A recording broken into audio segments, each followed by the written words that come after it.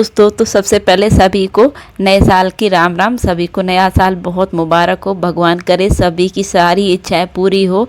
जो इस साल में जो भी बनना चाहता हो उन सबको उनकी सारी इच्छाएं पूरी करने का भगवान आशीर्वाद दे। अब चलिए, आज नए साल के अवसर पर मैं आप लोगों के लिए एक बहुत ही बेहतरीन मोटिवेशनल कहानी लेके आई हूँ। आप लोग इसको पूरी पढ़िए, मुझे उम्मीद है आप लोगों को ये बहुत कुछ सिखाएगी। तो चलिए, आप लोगों का ज़्यादा टाइम ख़राब नहीं करती, कहानी शुरू करती हूँ। ये कहानी है धीरू भाई अंबानी की। धीरू भाई अंबानी की कहानी एक प्रेरणादायक गाथा है जो संघर्ष और दूरदर्शिता और सफलता के सफ़र को दर्शाती है। इस कहानी में हमें बताती है कि अगर इंसान के पास बड़े सपने हों और उन्हें पूरा करने की लगन हो तो वह किसी भी स्थिति से अपनी मंजिल तक पहुंच सकता है। इनका प्रारंभिक जीवन कैसा था? धीरजलाल हीराचंद अंबानी, जिन्हें धीरू भाई के पिता के रूप में जाना जाता है। धीरू भाई का जन्म 28 दिसंबर 1932 को गुजरात के जूनागढ़ जिले के छोटे से गांव चोरवाड़ में हुआ था। उनके पिता हीराचंद गोवर्धन दास अंबानी एक शिक्षक थे और परिवार की आर्थिक स्थिति बहुत साधारण थी। धीरू भाई का बचपन संघर्षमय रहा। वे अपनी पढ़ाई के साथ साथ परिवार की आर्थिक मदद करने के लिए छोटे मोटे काम करते रहते थे। धीरू भाई ने अपनी स्कूली शिक्षा गांव में पूरी की, लेकिन उनकी रुचि किताबों से अधिक व्यवहारिक ज्ञान में थी। उन्होंने छोटी उम्र से ही व्यापार के प्रति रुचि दिखाना शुरू कर दिया। उन्होंने अपने संघर्ष के दिनों की शुरुआत यमन से की थी। यमन में अपनी किशोरावस्था में धीरू भाई ने पैसे कमाने के लिए यमन जाने का फैसला किया। 1948 में वे यमन की बेस्ड एंड कंपनी नामक एक फर्म में पेट्रोल पंप अटेंडेंट के रूप में काम करने लगे। यहीं उन्होंने व्यापार और वित्तीय लेन देन के बारे में सीखा। बाद में वे उसी कंपनी में प्रमोशन पाकर मैनेजर बन गए। यमन में रहते हुए धीरू भाई ने महसूस किया कि बड़े सपने देखना और उन्हें पूरा करने की योजना बनाना बेहद ज़रूरी है। उन्होंने जल्दी यह समझ लिया कि खुद का व्यवसाय शुरू करना ही उनके सपनों को साकार करने का रास्ता है। भारत लौटकर बिजनेस की शुरुआत की उन्होंने। 1958 में धीरू भाई भारत लौटे और मुंबई में बस गए। उन्होंने मात्र 15,000 रुपये की छोटी पूंजी के साथ रिलायंस कमर्शियल कॉरपोरेशन की शुरुआत की। यह कंपनी मसालों और पॉलिएस्टर के धागे का व्यापार करती थी। धीरू भाई ने अपने व्यापार के लिए बड़ा लक्ष्य तय किया। उन्होंने पॉलिएस्टर धागे को भारत में आयात करना शुरू कर दिया और इसे छोटे व्यापारियों और दुकानदारों को बेचा। उनके धागे की गुणवत्ता और उनकी व्यवहारिक कुशलता ने उन्हें तेज़ी से लोकप्रिय बना दिया। रिलायंस का उद्भव कैसे हुआ? सन 1966 में धीरू भाई ने रिलायंस इंडस्ट्रीज की स्थापना की।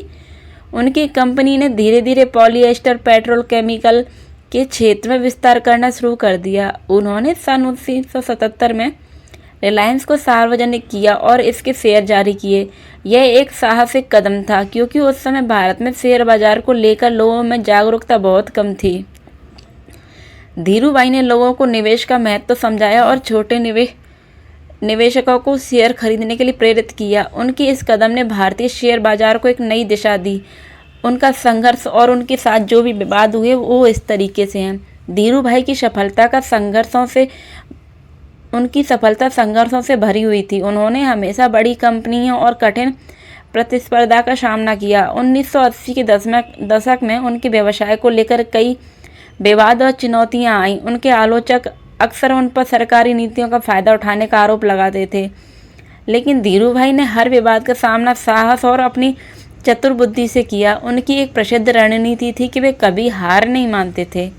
अगर उन्हें कोई रास्ता बंद मिलता तो वे दूसरा रास्ता ढूंढते और अपने लक्ष्य की ओर बढ़ते रहते।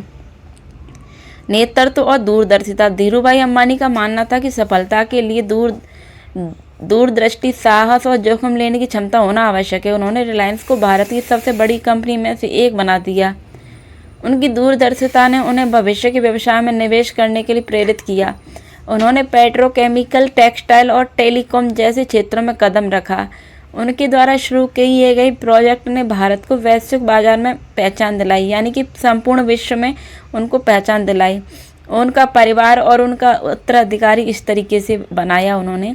धीरू भाई अंबानी का पारिवारिक जीवन भी उनके व्यवसाय से जितना ही महत्वपूर्ण था।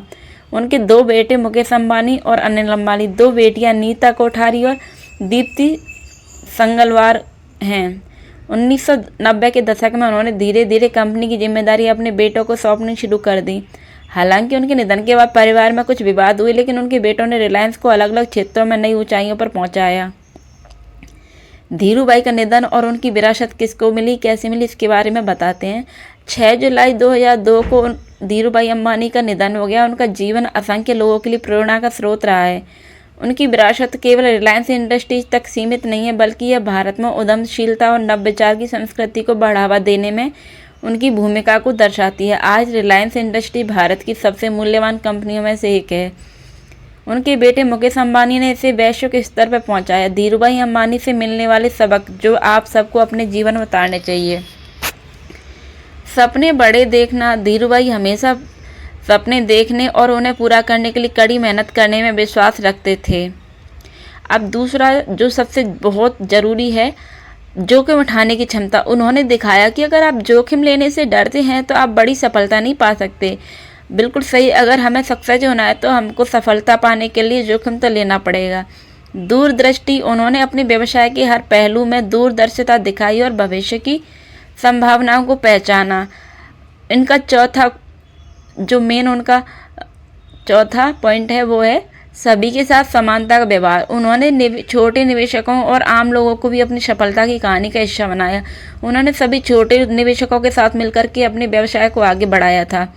धीरूभाई अंबानी की कहानी हमें बताती है, धीरूभाई अंबानी की कहानी एक ऐसी यात्रा है जो हमें यह सिखाती है कि सीमित संसाधनों के बावजूद अगर किसी के पास इच्छा शक्ति और परिश्रम करने की लगन हो तो वह कुछ भी हासिल कर सकता है। उनका जीवन एक प्रेरणा है कि सपनों को हकीकत में बदलने के लिए कड़ी मेहनत और धैर्य आवश्यक है। धीरूभाई अंबानी की कहानी हमें बताती है कि सपने देखो, विश्वास रखो और उन्हें पूरा करने के लिए पूरी ताकत लगा दी।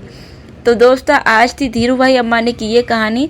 आप लोगों को अगर अच्छी लगी हो तो मुझे कमेंट करके ज़रूर बताइए। आप अगर इनकी पूरी कहानी और भी ज़्यादा विस्तार से जानना चाहते हो तो प्लीज़ मुझे कमेंट करिए, और वीडियो अच्छा लगा हो तो वीडियो को शेयर कीजिए, और चैनल पर नए आए हो तो चैनल को सब्सक्राइब करना बिल्कुल ना भूलें। चलिए मिलते हैं नेक्स्ट पार्ट में। आप लोग जब तक मुझे दूसरी कहानी के भी कमेंट करके बताइए।